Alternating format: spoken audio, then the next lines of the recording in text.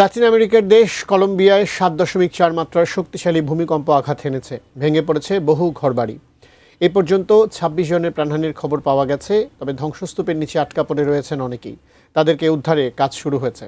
বিস্তারিত জানাচ্ছেন শাওন মাহফুজ।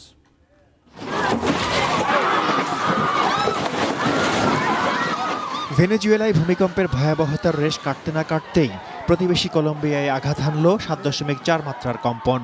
সোমবার স্থানীয় সময় সকাল 7:34 দেশটির পশ্চিমাঞ্চলীয় চোকো প্রদেশে আঘাত হানে এটি। উৎপত্তিস্থল ছিল রাজধানী বোগোতা থেকে প্রায় 400 কিলোমিটার পশ্চিমের সান হোসে দেল পালমারে।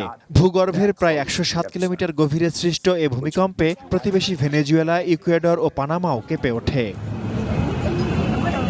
সবচেয়ে বেশি ক্ষতিগ্রস্ত হয়েছে কালি, পেরেইরা ও মানিজালেস এলাকা। এসব এলাকায় অর্ধশতাধিক ভবন ধসে পড়েছে।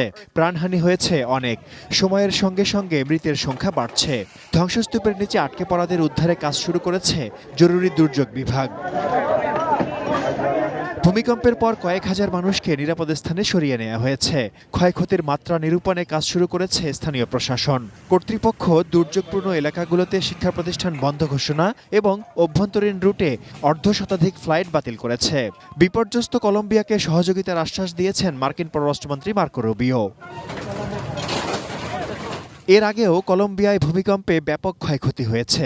1979 সালে দেশটির দক্ষিণ পশ্চিমাঞ্চলের তুমাকো শহরের কাছে 8 মাত্রার একটি শক্তিশালী ভূমিকম্প আঘাত এনেছিল। Shaon Mahfuz, desk report, ATN news.